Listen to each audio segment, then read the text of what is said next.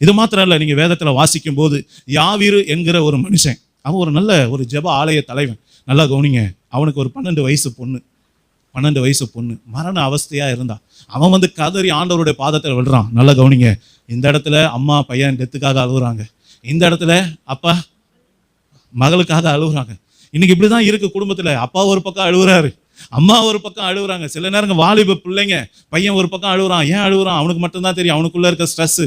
அதே போல் மக அழுவா, அவளுக்குள்ளே இருக்கிற ஒரு ஸ்ட்ரெஸ்ஸு. குழந்தைங்க அழுவாங்க, ஸ்கூலில் வேலையில் இருக்கக்கூடிய ஸ்ட்ரெஸ்ஸு. நல்லா கவனிங்க, பலவிதமாக எல்லாரையுமே இந்த நாட்கள் எப்படி இருக்குன்னா நெருக்கமாக தான் இருக்குது, வேதனையோடு தான் இருக்கு. அப்போ நல்லா கவனிங்க, இந்த யாவீரு அவன் அந்த இடத்துல அழுகிறதை வேதம் காட்டி கொடுக்குறோம், தன் மகளுக்காக அழுகிறான். இன்னொரு இடத்த வாசிப்போம், ஆதியாகமம் 21:14 வாசிங்க. ஆதியாகமம் 21:14. ஆபிரகாம் அதிகாலையில் எழுந்து அப்பத்தையும் ஒரு துருத்தி தண்ணீரையும் எடுத்து ஆகாருடைய தோளின் மேல் வைத்து பிள்ளையையும் ஒப்பு கொடுத்து அவளை அனுப்பிவிட்டான். அவள் புறப்பட்டு போய் பெத்சேபாவின் வனாந்தரத்திலே அலைந்து திரிந்தாள். நல்ல கவனிங்க, அலைந்து திரிறா. அது மாத்திரம் தொடர்ந்து வாசிங்க. துருத்தியில் இருந்த தண்ணீர் செலவழிந்த பின்பு அவள் பிள்ளையை ஒரு செடியில் கீழே விட்டு பிள்ளையை சாகிறதை நான் பார்க்க மாட்டேன் என்று எதிராக அம்பு பாயும் தூரத்திலே போய் உட்கார்ந்து சத்தமிட்டு அழுதாள். சத்தமிட்டு அழுதா. கண் எதிர்க்க பிள்ளை செத்துக்கிட்டு இருக்கு, தண்ணி குடிக்க தண்ணி இல்ல, வறட்சி. நல்லா கவனிங்க, எங்க பார்த்தாலும் வனாந்தரம், தண்ணியே இல்லாத ஒரு சூழ்நிலை.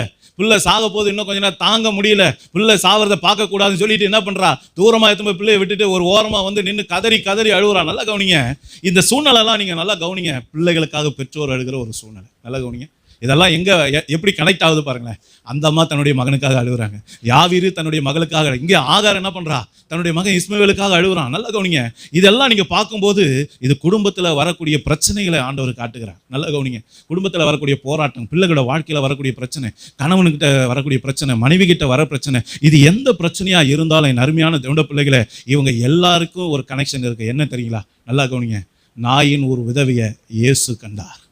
யாவீரு ஏசப்பா கிட்ட தான் கதறி அழுதான்.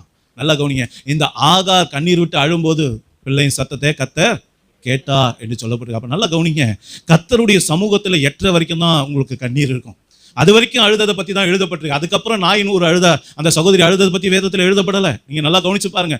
யாவீரு அதுக்கப்புறம் அழுதானா பாத்துங்க, இல்ல. அதுக்கப்புறம் ஆகார் அழுதான்னு எழுதப்பட்டிருக்கா பாருங்க, இல்லவே இல்லை.